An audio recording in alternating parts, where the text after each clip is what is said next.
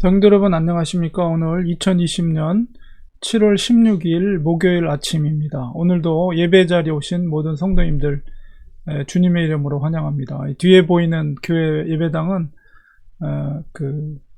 그레데섬에 있는 미항에 있는 사도 바울 기념교회 예배당 배경으로 해서 우리가 예배드리고 있습니다. 우리 기도하고 예배 시작하겠습니다. 하나님 주님의 은혜를 감사합니다. 오늘도 새로운 한날을 허락해 주시고 또 예배 자리에 우리 사랑하는 성도들 이렇게 모이게 하심을 감사합니다. 오늘도 주님 앞에 거룩한 예배를 올려드립니다. 예배를 통해서 주님의 음성을 듣게 하시고 주님의 크신 사랑의 손길을 체험하는 저희들이 되게 도와주시옵소서. 날마다 주님의 은혜로 살아갈 수밖에 없음을 고백합니다. 하나님 믿음의 공동체로 우리가 만나게 해주셨사오니 이 어려운 코로나19 사태 이 시대 속에서 우리가 더욱더 믿음으로 하나 되게 하시고 또 기도와 말씀으로 더 우리의 믿음이 신실해질 수 있도록 하나님 우리를 붙잡아 주시옵소서. 예배를 축복해 주시고 은혜 내려 주시옵소서. 우리 성도들 예배드리는 가정가정마다 처소처소마다 신령한 은혜로 은혜를 베풀어 주시옵소서. 예수님의 이름으로 기도리옵나이다. 아멘. 우리 다같이 찬송가 우리 295장 찬송하겠습니다.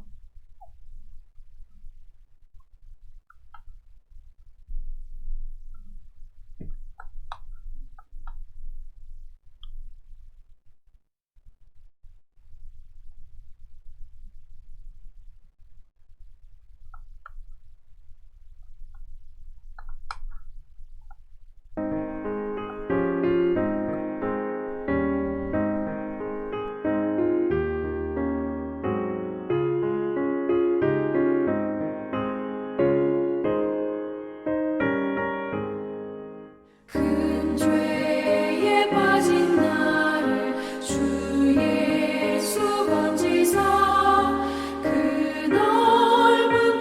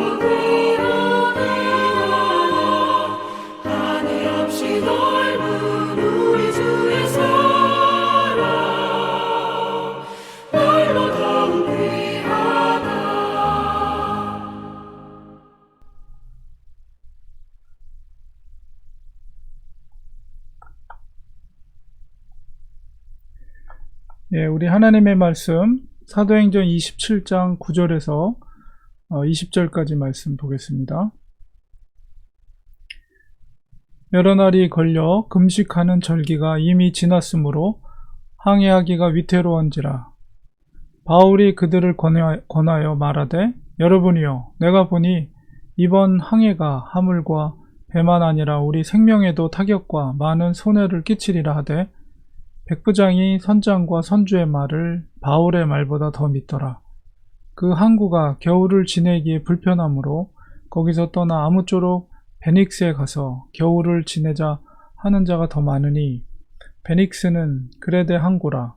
한쪽은 서남을, 한쪽은 서북을 향하였더라. 남풍이 순하게 불매 그들이 뜻을 이룬 줄 알고 닻을 감아 그레데 해변을 끼고 항해하더니, 얼마 안 되어 섬 가운데로부터 요라글로라는 광풍이 크게 일어나니 배가 밀려 바람을 맞추어 갈 수 없어 가는 대로 두고 쫓겨가다가 가우다라는 작은 섬 아래로 지나 간신히 거루를 잡아 끌어올리고 줄을 가지고 선체를 둘러감고 스루디스에 걸릴까 두려워하여 연장을 내리고 그냥 쫓겨가더니, 우리가 풍랑으로 심히 애쓰다가 이튿날 사공들이 짐을 바다에 풀어버리고 사흘째 되는 날에 배 기구를 그들 손으로 내버리니라. 여러 날 동안 해도 별도 보이지 아니하고 큰 풍랑이 그대로 있음에 구원의 여망마저 없어졌더라.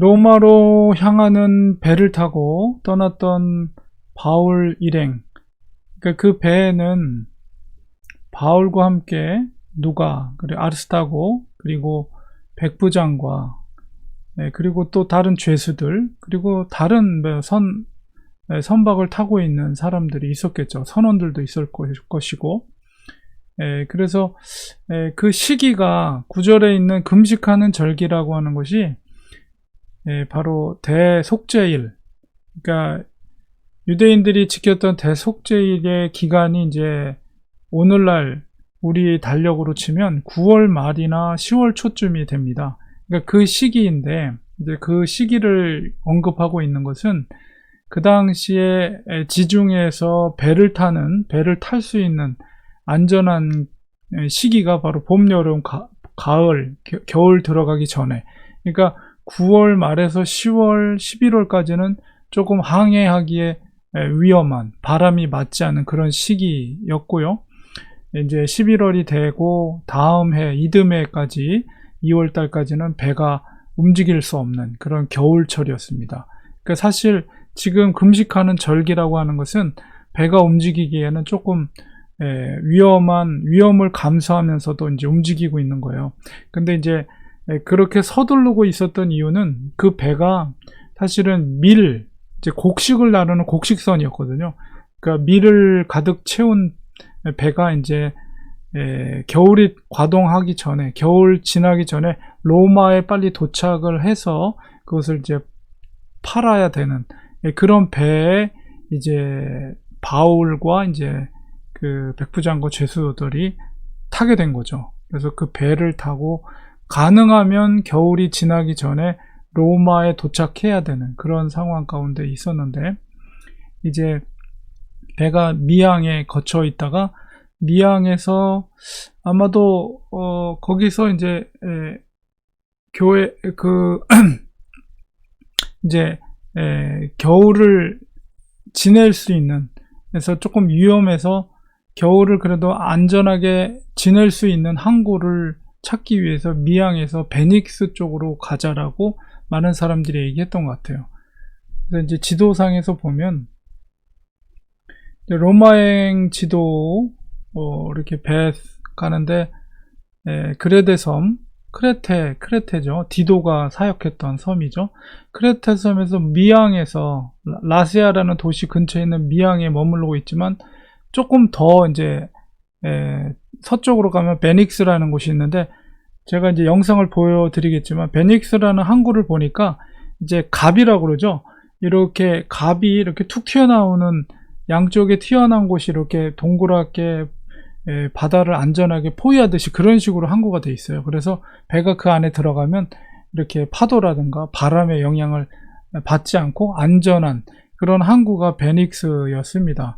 그래서 베닉스로 가서 안전한 곳으로 이동하자, 그런 의견들이 사람들이 해서 그 베닉스로 이동하려고 했는데, 이제 미항에서 이제 베닉스로 가려고 했는데 거기서 광풍을 만나게 되죠. 유라굴라라는 광풍을.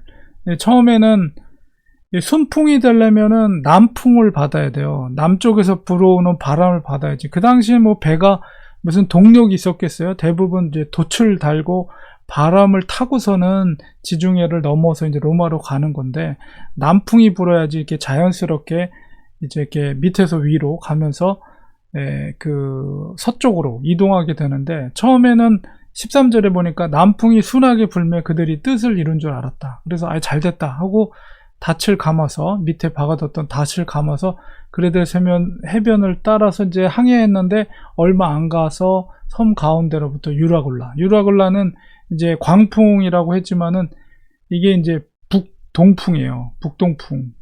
그러니까는 완전히 바람, 그 진행하는 방향에 거슬리는 바람이죠. 그러니까 배가 얼마나 힘들게 가겠어요.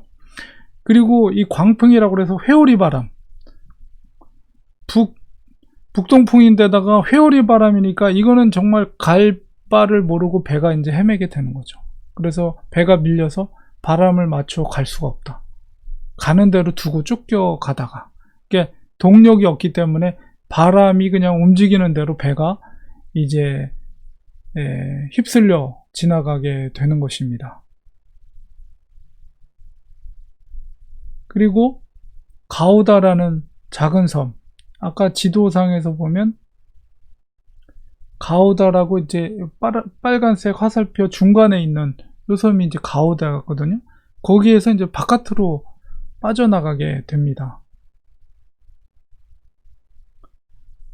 그래서 거기서 거루를 잡았다. 거루라는 것은 이제 탈출선 같은 작은 배가 이제 보통 옆에다가 이렇게 묶어놨는데, 그게 이제 광풍이 일어나니까 그것을 소실하게 되면은 위험에 처하니까 아예 뱃사람들이 그 자그마한 조각배, 거루배를 아예 배 안에 안쪽에다가 이제 안전하게 끌어올리고, 그다음에 스루디스라는 것은 모래톳 같은 바닥에 모래가 밀려서 왔던 바닥에 그 모래톱에 배가 걸리지 않게 하기 위해서 연장을 내렸다. 연장을 내리고, 그 다음에 풍랑이 심해서 이튿날 사공들이 짐을 바다에 다 풀어 버렸다. 왜냐하면 이제 그게 무거우면 이제 그런 모래톱에 배가 걸려서 좌초될까봐 배를 이제 짐을 버려서 배를 가볍게 만드는 거죠.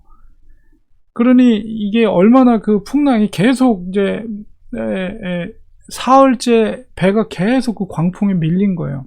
그리고 배 기구들조차 그들 손으로 내버렸다. 그러니까 얼마나 시급한 상황이면 그 짐을 버리고, 그 다음에 배 기구들조차도 버리고, 왜냐하면 일단은 살아야 되니까, 배를 가볍게 하기 위해서 여러 날 동안 해와 별도 보지 못했다. 그러니까 낮에도 밤에도 이 먹구름으로, 이 얼마나 그 폭풍이 있었으면, 폭풍이죠, 폭풍. 그러니까는 해도 보이지 않고 별도 보이지 않았다 그러면 그만큼 이제 폭우가 쏟아지고 광풍이 불고, 그러니까 배가 그냥 막 그 풍랑 가운데 왔다 갔다 하면서 갈 바를 알지도 못하고 계속 바람에 그 광풍이 밀려서 계속 이제 헤매고 있는 그런 상황 가운데 있는 것입니다. 그러니까 우리 다음 절에 읽어보면 먹지를 못했다. 그러니까 먹을 정신도 없을 정도로 배가 왔다 갔다 하면서 사람들이 이리 굴러다니고 저리 굴러다니고 그런 고통 가운데 사람들이 있었던 거예요. 그러니까 20절 마지막 구절에 보니까 구원의 여망마저 없어졌다. 그러니까 그런 여러 날 동안 햇빛도 없이 폭풍우 속에 비는 쏟아지고 바람은 불고 배는 뒤집힐 정도로 왔다 갔다 물로 꺼졌다가 다시 올라왔다가 먹지도 못하고, 그러니까 그 사람들은 삶에 대한 어떤 포기 상태, 이제 구원의 여망마저 없어졌다는 것은 정말 모든 포기 상태, 그런 상태까지 거기에 배에 탔던 사람들이 다 그렇게 소망을 잃어버리게 된 것입니다. 그러니까 사실은 이 모든 것이 하나님의 섭리 가운데 되어지는 일이죠. 그리고 우리가 배를 타고 이렇게 바다를 항해하는 것들을 우리가 인생의 어떤 여정과 비교해 볼 때 우리도 저런 풍랑을 만날 수 있거든요. 그때는 사실 평소에는 소중하게 여기던 것들도 그때는 어떻게 돼요? 더 버릴 수밖에 없는 상황. 왜냐하면 생명을 살려야 되니까.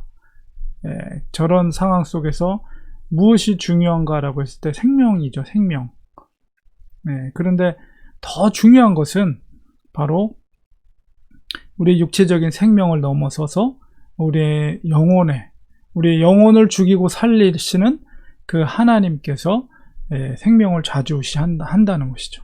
그러니까 저렇게 정말 모든 구원의 소망이 없어진 저 순간 속에서라도 우리가 바라봐야 될 것은 하나님의 손길, 하나님의 구원의 손길이라는 거예요. 그래서 이제 저 상황 속에서 사도 바울이 다음에 이어지는 말씀 속에서 그들 가운데 하나님께서 바울에게 이제 나타나셔서 그에게 말씀해 주시는 장면이 나오거든요.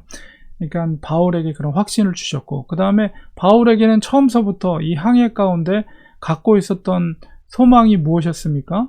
그가 이제 벨릭스 총독 앞에서 그 재판을 받을 때도 하나님께서 그에게 주신 소망은 너가 여기서 이렇게 나를 증거하는 것처럼 로마에 가서 증거하게 될 것이다 라는 분명한 사명을 주셨어요. 그러니까 사도 바울은 이 고통 가운데 있지만은 소망이 다 없어지는 상황 속에서도 그 사명을 붙잡고 가는 거죠.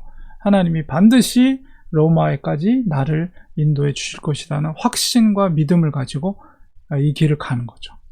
그래서 처음에는 이 백부장이 이 바울의 말보다는 이제 선주나 이제 선장의 말을 더 믿었다 이렇게 얘기되지만, 하나님께서는 이 광풍을 통해서 그 주도권을 바울에게로 이렇게 넘겨주는 그런 역할을 이 유라굴라 광풍을 통해서 이루어지게 됩니다. 그래서 우리들도 인생을 살아다 보면 우리가 예기치 못한 그런 많은 큰 위기 가운데 있을 때 가장 중요한 것은 무엇이 나의 생명을 살리는 것인가, 이것을 우리가 생각해 볼 필요가 있습니다. 그래서 그 가치와 비교했을 때 평소에는 소중하게 여겼던 것들을 과감하게 바닷속에 버릴 수 있는 용기가 있어야 되고, 소망이 없을 때, 정말 소망이 죽을 수밖에 없는 상황 가운데 있을지라도 모든 섭리가 하나님 손길에 있다는 그 확신을 가지고 하나님을 붙잡고 하나님을 의지하고, 우리의 사명이 끝날 때까지 끝난 게 아니다, 이런 믿음을 가지고 우리들도 우리가 인생을 살아가다 보면 만나게 될 그런 풍랑 가운데서라도 하나님을 향한 소망을 가지고 살아가시는 우리 성도님들 되시기를 간절히 축원드립니다. 우리 기도하겠습니다. 하나님 아버지, 사도 바울이 또 그 배를 타고 가는 많은 사람들이 예기치 못한 그 광풍 가운데 그들이 삶의 구원의 소망까지 사라진 그 상황 속에서 사도 바울은 조금도 흔들림 없이 주님께서, 하나님께서 주신 사명을 가지고 반드시 로마에까지 하나님께서 인도해 주실 것이라는 확신을 가지고 그 소망을 가지고 이제 사도 바울이 많은 사람들에게 위로의 말을 전하게 됩니다. 하나님, 우리도 인생을 살아가다 보면 예기치 못한 많은 어려움들을 만나게 될 때 정말 나의 생명을 구원한 일이 무엇인가, 그런 것을 생각하며 그것을 가로막는 모든 것들을 다 과감하게 내려놓고 오직 하나님 앞에 생명을 살리는 일을 위해서 우리가 하나님을 붙잡고 나아갈 수 있는 우리들이 되도록 주님 도와주시옵소서. 예수님의 이름으로 간절히 기도리옵나이다. 아멘. 이 시간에 우리 같이 한번 기도하기 원합니다. 우리 말씀을 기억하면서, 하나님, 우리가 인생을 살아가다 보면 정말 예기치 못한 많은 어려운 일들, 그런 일들 속에서도 우리 주님을 바라보게 하시고, 무엇보다도 우리가 그런 상황 속에서 판단의 가장 귀중한 기준은 나의 생명, 나의 영혼을 구원하는 일이 무엇인가에 대한 가치를 두고 우리가 그것을 위해서 모든 것을 포기할 수 있는 우리들이 되게 해 주시옵소서. 그리고 오직 하나님을 붙잡게 하여 주옵소서. 그래서 아무리 힘들고 어려워도 정말 죽음 앞에 선 상황 속에서라도 모든 것을 주관하시는 분이 하나님이시라는 것을 믿고 맡길 수 있는 저희들이 되게 하소서. 그리고 오직 하나님만이 생사화복을 주관하시는 전능하신 하나님이라는 확신과 믿음을 갖게 해 주시옵소서. 두 번째로, 우리가 하루하루 어려운 시기를 보내고 있지만 이 하루하루마다 주님이 주시는 은혜 가운데 믿음으로 이 어려운 시기를 이겨나갈 수 있는 우리가 되게 하시고, 또 가정에서나 일터에서나 하나님 우리 사랑하는 성도들 한 분 한 분을 지켜 주시옵소서, 보호하여 주시옵소서. 연약한 성도들을 하나님께 특별히 붙잡아 주시고 건강으로 하나님께서 붙들어 주시옵소서. 그리고 세 번째로, 복음을 들고 세계 곳곳에 흩어져서 정말 타문화권에서 힘겨운 그런 환경 속에서도 오직 사도 바울과 같이 복음을 들고 나아간 우리 귀한 선교사님들이 있습니다. 우리 교회가 후원하고 있는 선교사님들을 우리 기억하면서 우리 선교사님들 가정을 지켜주시고 자녀들을 지켜주시고 선교지를 붙들어 주셔서 이 어려운 시기지만은 그곳에서 복음이 전파되게 하여 주시옵소서. 이런 기도의 제목으로 우리 같이 합심하여 기도하겠습니다. 하나님 아버지, 이 시간 주님 앞에 기도합니다. 아버지여 주님, 이 시간에 우리 말씀을 의지해서 우리 함께 기도할 때 아버지, 우리 어려운 환경과 상황 속에 처해 있을지라도 주님을 의지하고 주님을 붙잡고 나갈 수 있는 저희들 되게 하시고, 아무리 정말 사방이 우겨싸움을 당하고 정말 죽을 것 같은 상황 속에서라도 모든 것을 주관하시는 분은 여호와 하나님이심을 우리가 믿고 하나님 앞에 모든 것을 맡길 수 있는 신실한 저희들이 되게 하여 주시옵소서. 하나님, 코로나19로 여전히 어려운 시기 가운데 우리가 있습니다. 하나님, 주께서 우리 사랑하는 성도들 한 분 한 분 가정마다 지켜주시고 보호하여 주시옵소서. 오늘도 주님과 동행하시는 아버지, 그런 복된 하루 되기 원합니다. 아버지 앞에 믿음으로 고백하고 아버지 사랑한다고 고백하고 하나님을 인하여 기뻐하고 찬송하는 우리가 될 수 있도록 도와주옵소서.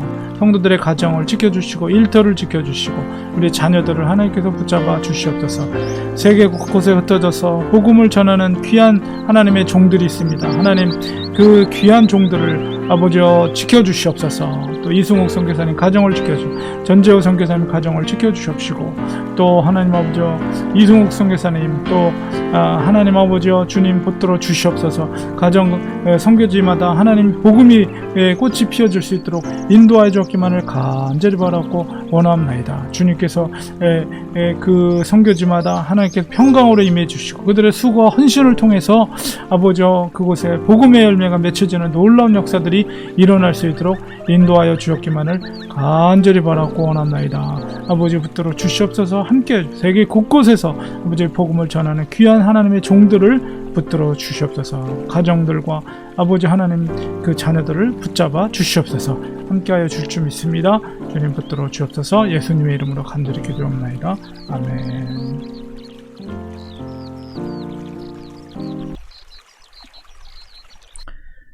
우리 축도로 예배를 마치겠습니다.